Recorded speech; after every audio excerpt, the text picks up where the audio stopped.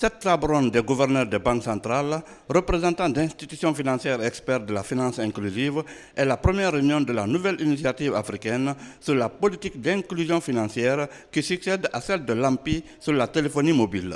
Une volonté des dirigeants africains de rendre cette structure plus efficace et plus adaptée aux besoins des pays membres de l'Alliance financière inclusive, AFI. Membre de cette alliance depuis 2009, la Guinée a enregistré une avancée significative dans ce domaine. Déjà, plusieurs instruments numérisés ont été vulgarisés et la loi sur la microfinance et l'inclusion financière adoptée par l'Assemblée nationale pour mieux réguler l'utilisation du crédit numérique.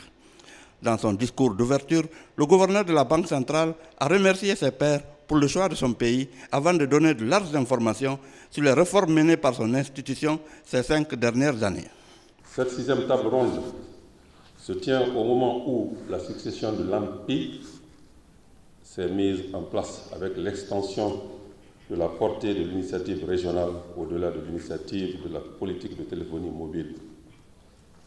Elle prend en effet en compte désormais des sujets tout aussi importants comme le financement des petites et moyennes entreprises, l'intégration financière des femmes, les politiques de financement de l'agriculture, la synergie entre les services financiers numériques et le secteur de la microfinance. Face aux coûts élevés des services bancaires, la Banque centrale de la République de Guinée a édicté une instruction portant sur la gratuité de certains services offerts par les banques à leurs clients. En outre, une autorisation a été donnée à une banque dans le cadre de la fourniture des produits de la finance islamique afin de bancariser une grande partie de la population exclue du système financier pour des considérations d'ordre religieux. Le représentant de la Banque africaine de développement a indiqué que l'Afrique est le leader mondial des services financiers digitaux. Plus de 290 millions de personnes ont souscrit à un compte mobile monnaie. Il a donné l'exemple d'une Guinéenne de Banco qui a réalisé de grandes prouesses dans ce domaine. L'expert de la BAD a dit la détermination de son institution à accompagner les décideurs africains pour vulgariser ces nouveaux concepts. Au cours de l'année 2017, plus de 280 millions de personnes en Afrique subsaharienne avaient souscrit à un compte d'argent mobile sur les 500 millions à l'échelle mondiale. 21% des adultes sur notre continent possèdent un compte de mobile money. En partenariat avec la Fondation Gates, le fonds ADFI a été approuvé en février 2018. Il devrait bientôt être opérationnel. ADFI est conçu pour mettre à disposition des ressources en matière de subventions et de dettes sur une période de 10 ans afin de surmonter les obstacles systémiques liés à l'adoption de services financiers digitaux sur le continent, et nous en avons entendu parler ce matin déjà de ces problèmes. L'accès aux services financiers des femmes sur le continent est également une priorité. À cet égard, la BAD a mis en place l'initiative AFAWA qui a pour objectif de réduire le déficit de financement des femmes sur le continent, estimé à plus de 3 milliards de dollars. Quant au secrétaire général de l'AFI, l'inclusion financière, facteur de développement, doit animer l'esprit de tous les acteurs financiers africains pour une meilleure intégration économique en faveur des populations. Le gouverneur de la Banque centrale du Mozambique, président de l'AFPI, a loué les efforts de la Guinée depuis les années 70, qui a joué un rôle important dans la formation des cadres de son pays. Il a également invité les participants à faire peau neuve pour améliorer et vulgariser les outils digitaux dans tous les pays membres. Encore jeune, très jeune en Mozambique, mon premier contact avec l'Afrique, hors le Mozambique, c'était avec les Guinéens.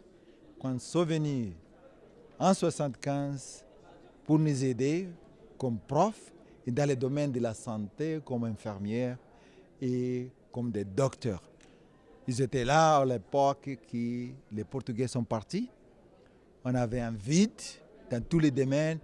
Et les Guinéens étaient les premiers qui sont venus pour nous porter de l'aide.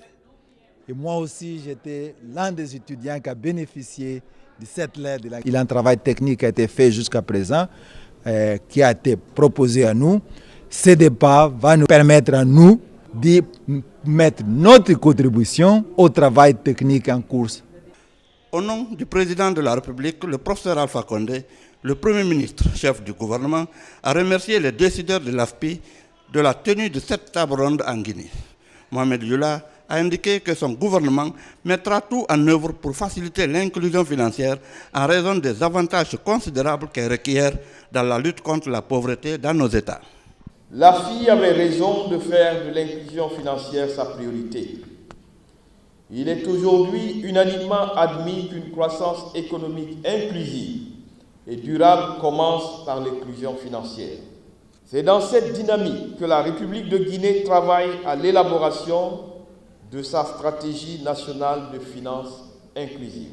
Plus que jamais, conscient de ses responsabilités envers les plus vulnérables d'entre nous, à savoir les femmes, les jeunes, les personnes à faible revenu, les personnes âgées, les malades et les handicapés, le gouvernement s'engage à ce que la mise en œuvre de la stratégie nationale de la finance inclusive mette un accent particulier sur la prise en compte des besoins de ces groupes marginalisés auxquels Monsieur le Président de la République de Guinée, professeur Alpha Condé, a dédié ce mandat.